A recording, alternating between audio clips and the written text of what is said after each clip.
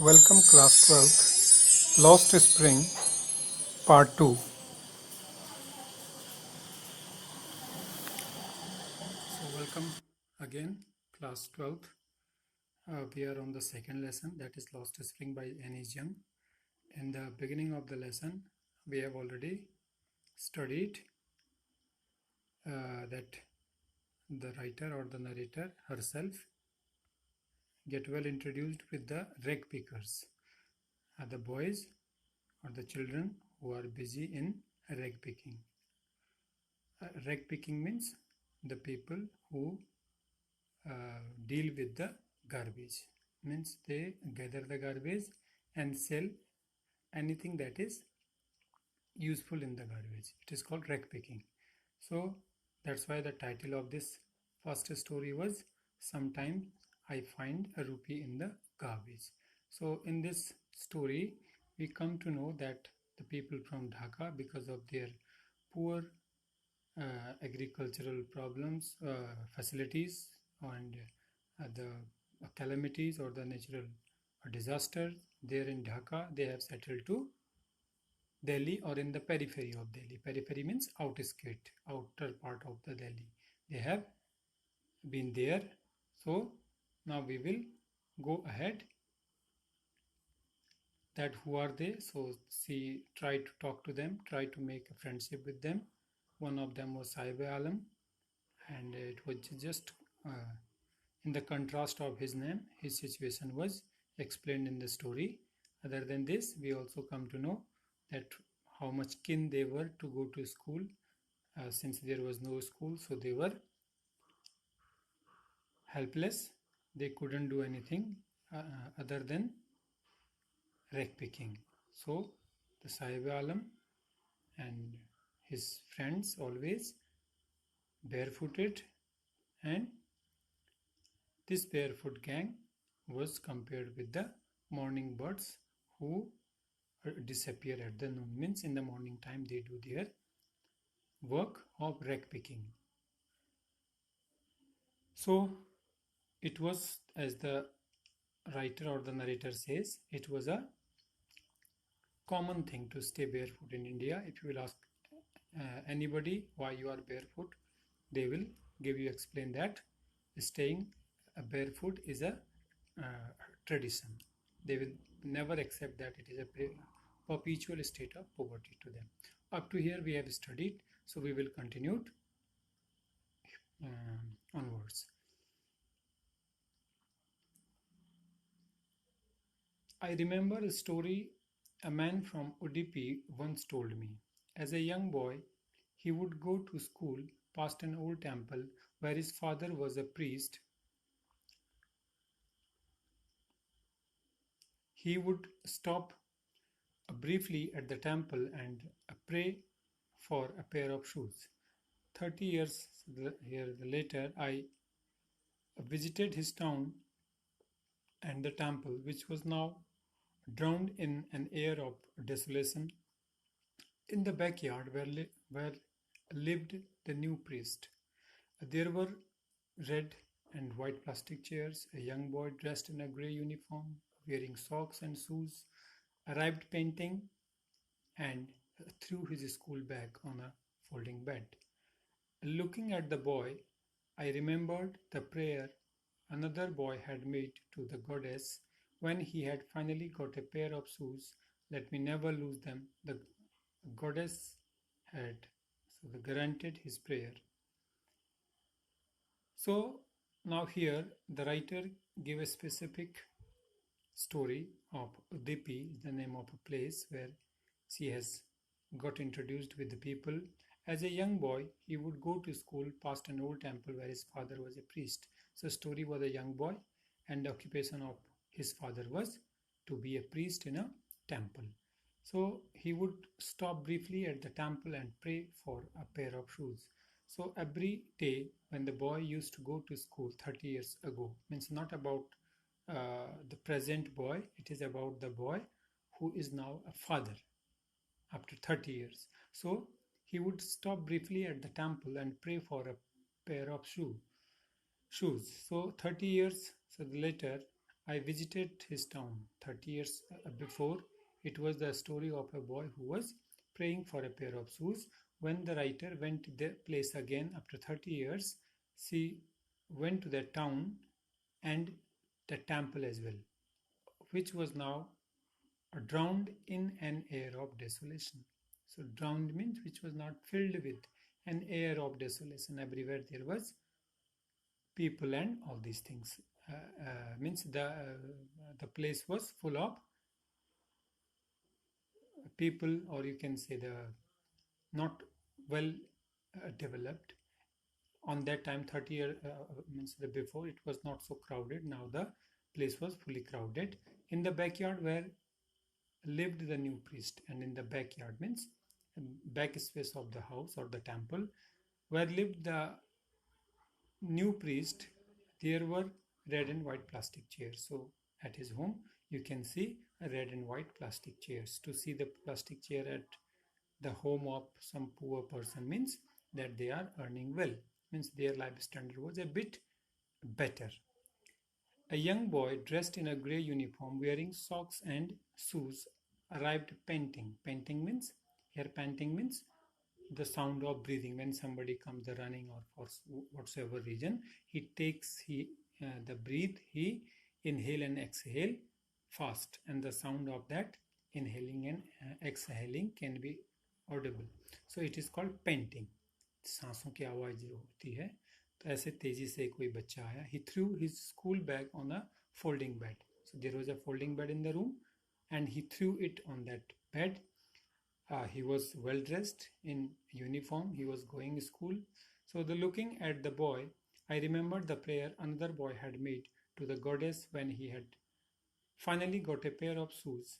Let me never lose them. The goddess had granted his prayers. So then the writer or the narrator reminds herself or recollect the memory of the person the boy 30 years before, 30 years ago, who had made a prayer for a pair of shoes, means the father of that young boy. 30 years before, he prayed that he ought to have, or he should have a pair of shoes. He prayed for the deity, for the goddess.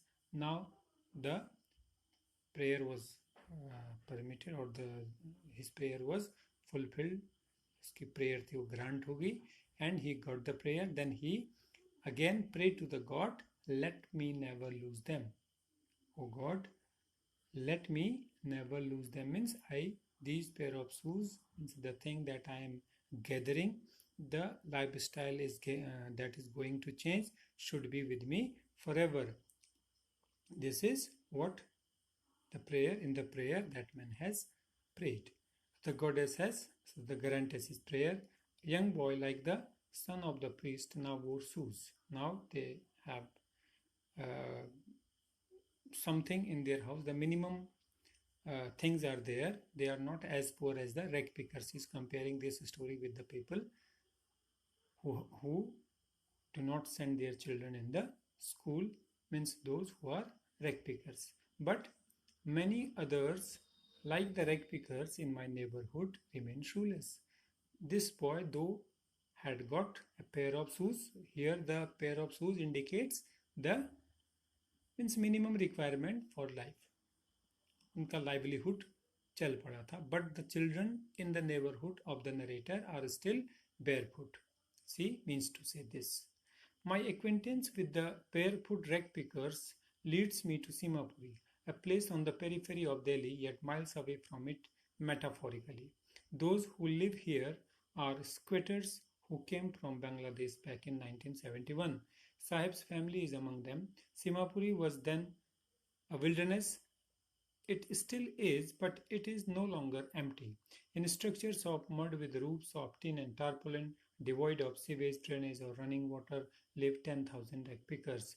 They have lived here for more than 30 years without any identity, without permits, but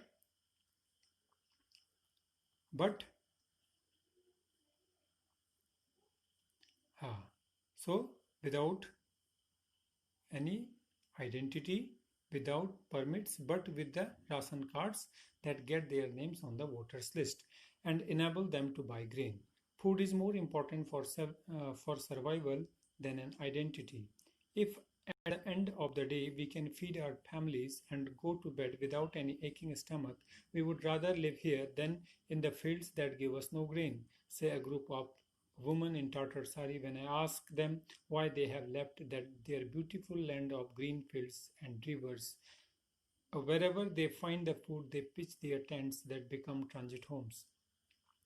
Children grew up in them, become partners in survival, and survival in Simapuri means becomes partners in survival, and survival in Simapuri means rag picking.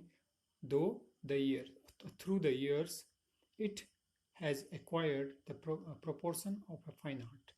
Garbage to them is gold. Garbage to them is gold. It is their daily bread, a roof over their head, even if it is a leaking roof. But for a child, it is even more. So she tells the plight of the people living in the Simapuri. The narrator here beautifully writes the actual plight, actual condition of the people living in the Simapuri. She starts with my acquaintance. Acquaintance means familiarity, getting known to each other means acquaintance. With the barefoot rag pickers leads me to Simapuri. Means we have good friendship, that Sahib Alam and his friend, and then I went to Simapuri with them, a place in the periphery of Delhi, yet miles away from it metaphorically. So though the place is in the periphery, periphery means outskirt, outer part, शहर के जो बाहरी हिस्से हैं, that is called periphery. Periphery Delhi के periphery में ये था, but miles away metaphorically, but physically it was miles away. कहने को तो दिल्ली थी, लेकिन it was away from Delhi. Those who live here are squatters who came from Bangladesh in 1971.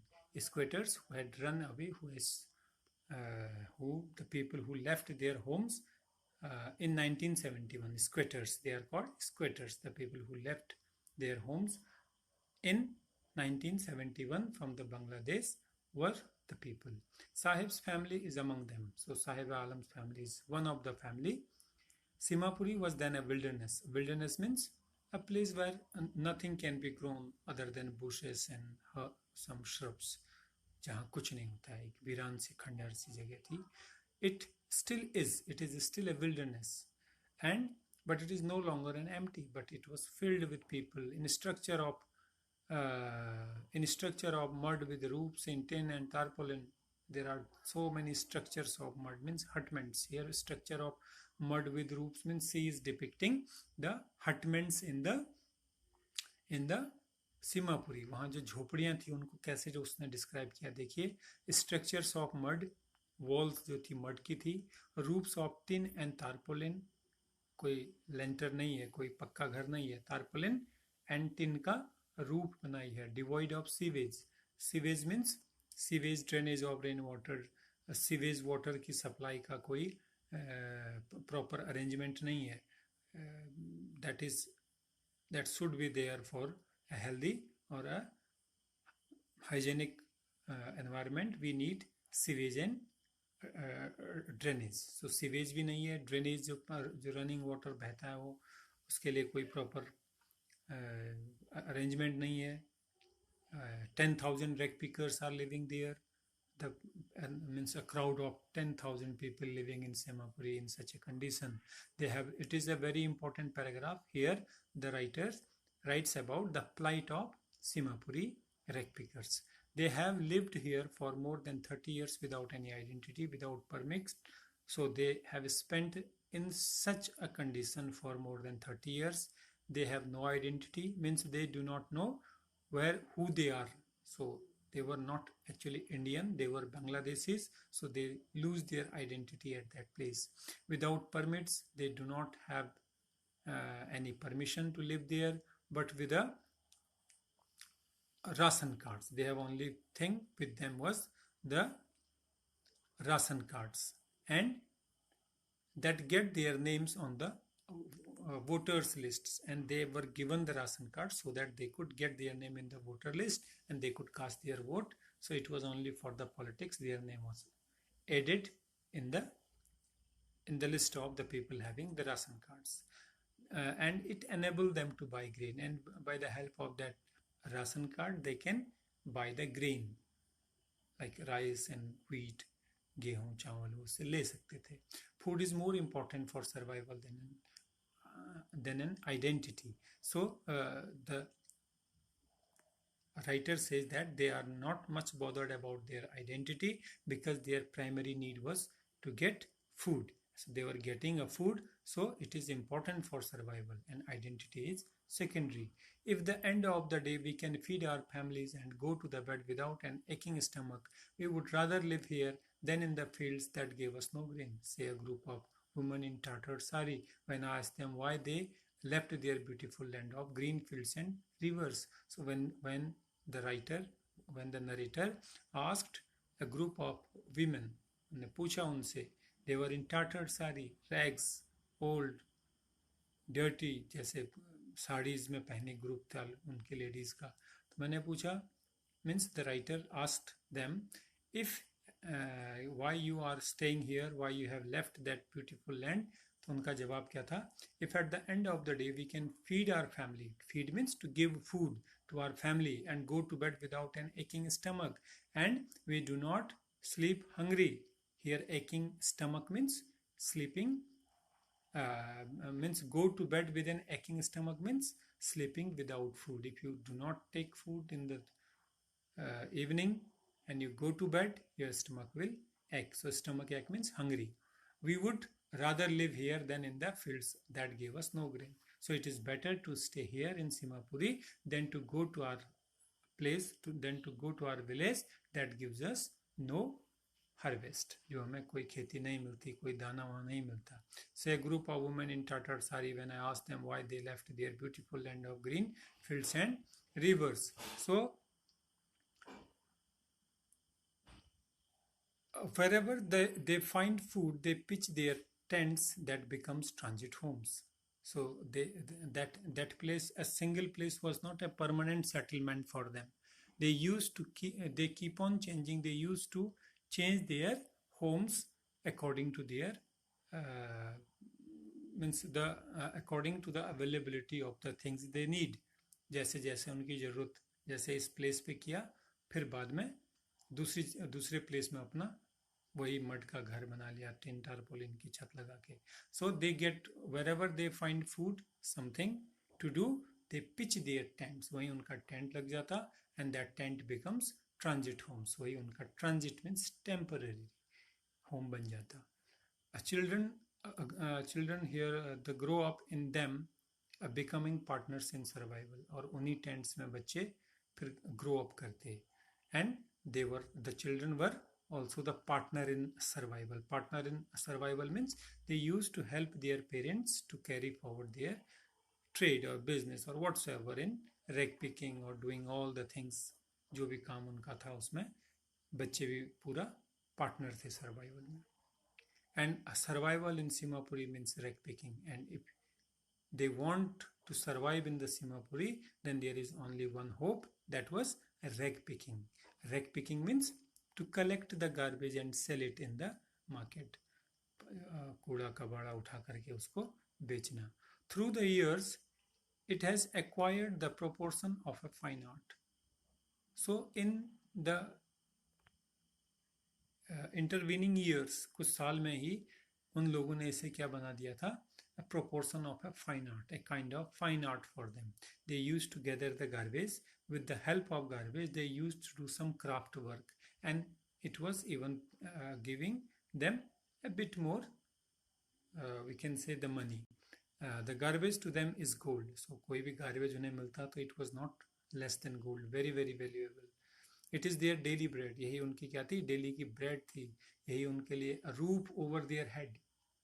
Even it is a leaking roof. Though the roof was leaking, was not a पक्का house, पक्का घर नहीं था, but even if there was a roof on their head, but for a child it is even more. For a child, if you have a home, if you have a house, and you are a children, you can understand how important, instead of living in transit camp where you cannot predict, you do not know where you will live, or you will go to the, you will go on the next day. So that अगले दिन हम कहाँ जाएंगे, they do not know.